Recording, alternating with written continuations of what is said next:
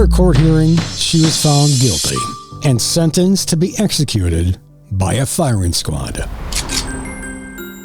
For legendsoffaith.org, I'm Rob Cutter.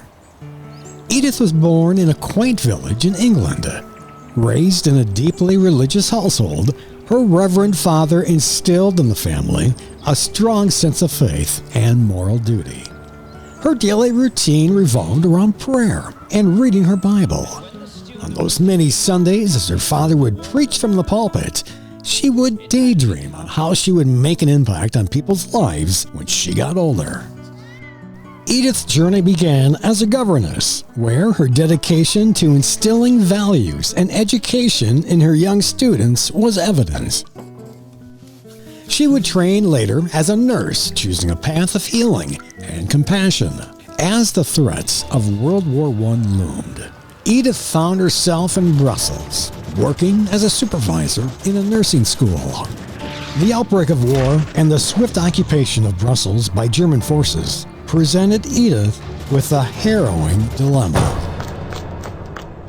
She began sheltering British soldiers and funneling them out of occupied Belgium to the neutral Netherlands. Wounded British and French soldiers, as well as Belgian and French civilians of military age, were hidden from the Germans and provided with false papers.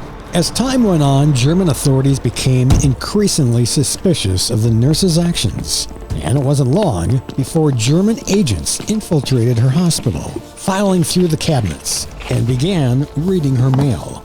In the end, Edith was arrested and prosecuted for aiding British, French soldiers, and young Belgian men.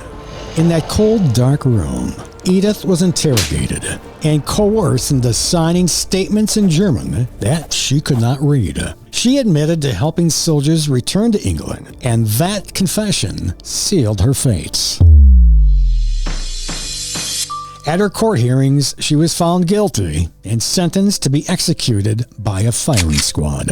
In total, Edith was held in prison for 10 weeks. The last 2 weeks were spent in solitary confinement. During that time, Edith's faith provided her with strength and comfort. She turned to prayer, reading the Bible, and books of devotion, marking significant passages that resonated with her. On the eve of her execution, Edith shared a final communion with her friend. In their last moments together, she expressed her acceptance of her fate and her readiness to meet her God. Her final words, "We shall meet again," encapsulated not only her belief in the afterlife, but also her profound Christian faith. Edith's execution ignited a global outcry. Her sacrifice inspired many to join the British Army, and it is believed to have played a role in the United States' decision to enter World War I. Edith Cavell's life exemplified the profound impact that faith, kindness, and selflessness can have in the face of adversity. Her story should inspire all of us to live with compassion, to stand up for what is right, and to face difficulties with unwavering faith, just as she did. For more inspiring stories like this and for ways to donate, visit us at legendsoffaith.org.